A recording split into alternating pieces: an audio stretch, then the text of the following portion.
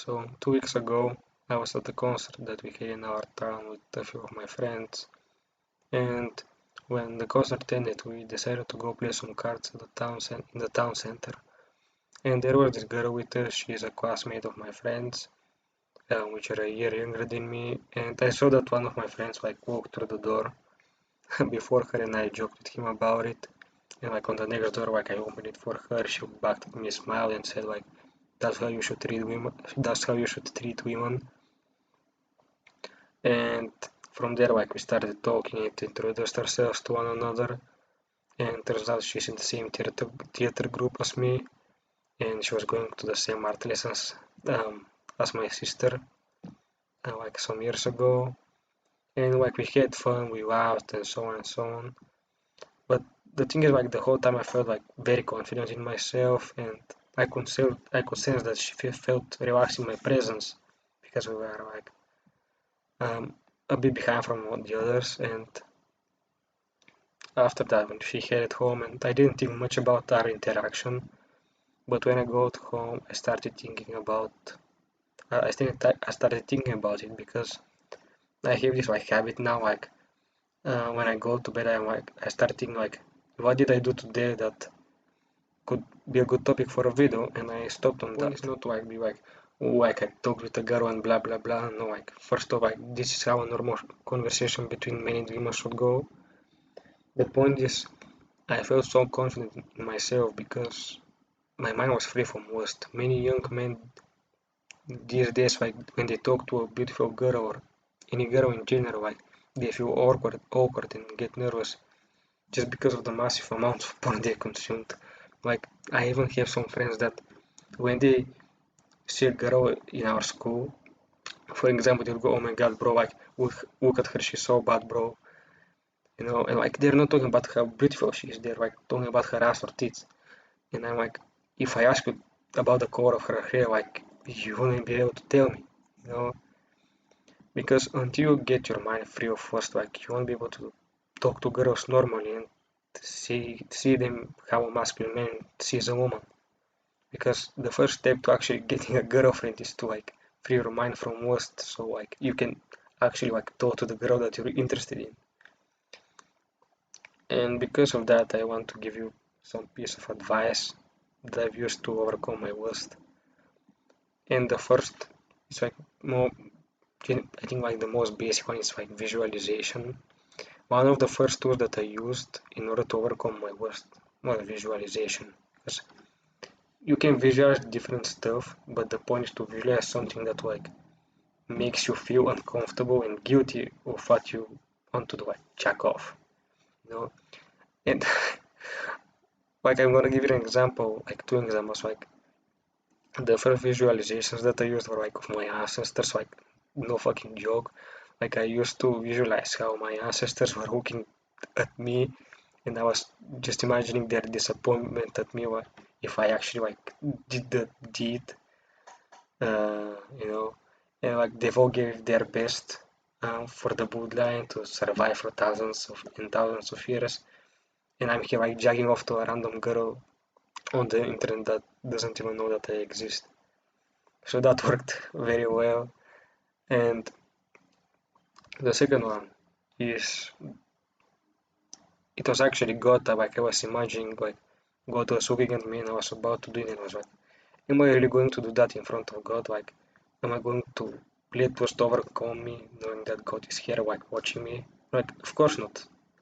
So again, that's something that really helped me. Like, it's probably the most basic one.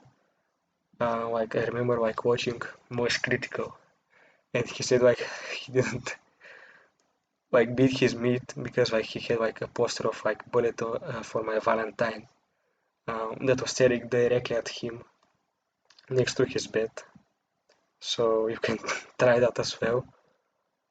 But no, serious note. Like the second one is something that's like